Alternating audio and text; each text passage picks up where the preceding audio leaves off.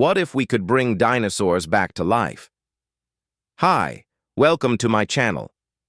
In 1993, a movie changed our vision of the past forever. A world where humans use advanced technology to bring dinosaurs out of extinction shocked and delighted audiences alike. But how accurate is the science behind Jurassic Park? And what if we could clone a dinosaur? This is the incredible story behind one of cinema's greatest blockbusters. As the opening notes of the iconic theme song played, we are shown a series of flashes of terrifying predators, thunderous herds, and maybe just a hint at a man in a wheelchair being chased by a T-Rex. Then it hits us, the famous line, "Life finds a way." But does it? To answer the question posed by the film, we need to find the truth about what cloning really is. To clone an animal is to create a genetically identical copy of that animal. The first mammal to be cloned was Dolly the sheep in 1996. The process began by removing an unfertilized egg cell from the sheep and then removing its nucleus, which contains the sheep's DNA. The empty egg was then fused with a cell taken from another sheep. The newly fused cell began to divide, eventually becoming an embryo. The embryo was placed into a third sheep, who carried the child to term. And in 5 months, Dolly was born. So far, so believable. Could the same thing be done with a dinosaur? In theory, yes. Take the passenger pigeon. These birds were huge, but in the early 20th century, they went extinct due to overhunting. Luckily, they died out only around 100 years ago, meaning that some tissue samples exist, preserved in museums. Scientists have managed to extract usable DNA from these samples, and in 2008, a team led by Beth Shapiro of the University of California successfully cloned one. Not a real passenger pigeon, but its genome, piecing together the bird's complete set of genetic information. Shapiro and her team compared the genome with that of the band-tailed pigeon, the closest living relative of the passenger pigeon. They found only 1.5% of the genetic material was different between the two. That means all it would take to recreate a passenger pigeon is finding the differences between the two genomes, buying time before they go extinct. It sounds plausible enough, right? So why not do the same with a dinosaur? Well, there's a catch. You see, the problem with recreating a dinosaur is that they've been extinct for over 65 million years. And sadly, DNA doesn't last that long. No matter what you think of the movies, it simply isn't possible to find dino DNA that's still intact. Or is it? The idea that dinosaurs might have survived in amber has fascinated scientists and the public since the late 19th century, when amber-encased insects were discovered. Amber is fossilized tree resin, often containing insects or other small creatures trapped inside. Since ancient times, people have marveled at the idea of being able to look into the past through these little windows. And it was this fascination that directly inspired Jurassic Park author Michael Crichton. In his novel, he theorizes that the dinosaurs were kept alive by a secret society of geneticists who extracted blood from mosquitoes frozen inside amber. Although this makes for a great plot device, it's highly unlikely to ever happen in real life. Despite many reports to the contrary, no insect has ever been found with blood inside it.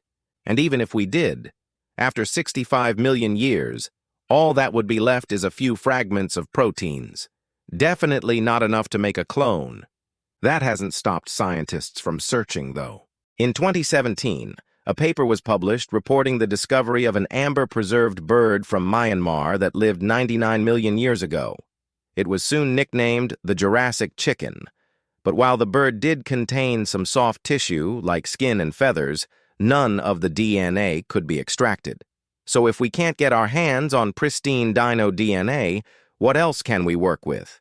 What if we did find some usable dino DNA, say a fragment here, a protein there, bits and pieces of a larger whole? How much of the genome would we need to clone a dinosaur? Well, according to a 2009 study, we'd need 10% of the genome to have a reasonable chance of creating a viable embryo. As the saying goes, Rome wasn't built in a day, and neither was the dinosaur genome. Over millions of years, genetic mutations accumulated in the DNA, making it less efficient. Eventually, the DNA became unusable, breaking down into single nucleotides, unable to replicate itself. Even if we had 10% of the genetic material, the gaps in the sequence would make it impossible to clone a dinosaur. Having said that, modern genetic engineering techniques mean that we could recreate the extinct genes. Using CRISPR, scientists have edited chickens to express genes that haven't been active for millions of years, causing them to grow teeth, for example, or change their tail feathers into reptilian scales. So could we reverse engineer a dinosaur this way? Maybe. But it wouldn't be the Jurassic Park-style dino that we're imagining. Instead, it would be some sort of chickenosaurus. But assuming we could clone a dinosaur, should we?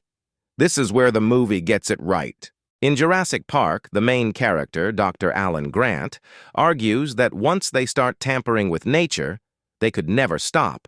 There's always going to be something waiting to evolve and become the next big thing. This is known as the runaway hypothesis, also called the doomsday argument. It says that human extinction is inevitable. At some point in the future, some new invasive species will appear and wipe out humanity. But what species could that be? If we cloned a dinosaur, would it pose a threat to our planet? Let's imagine that we have cloned a Tyrannosaurus rex. Firstly, the lab where this has happened would need to be heavily guarded, not just against animal rights activists, but also against those wanting to get up close and personal with the king of the dinosaurs. But the T-Rex would need to live somewhere, right? The enclosure would need to be huge, taking up the space of several football fields and reinforced with concrete walls 20 feet thick. So what if the dino broke free? Would it roam the countryside, rampaging until it was caught or killed? Well, probably not. See, dinosaurs were perfectly suited to their environments. The problem is that our environment has changed so much in the last 65 million years that a dinosaur wouldn't stand a chance. Modern buildings, roads, fences, and domestic animals would be completely alien to them.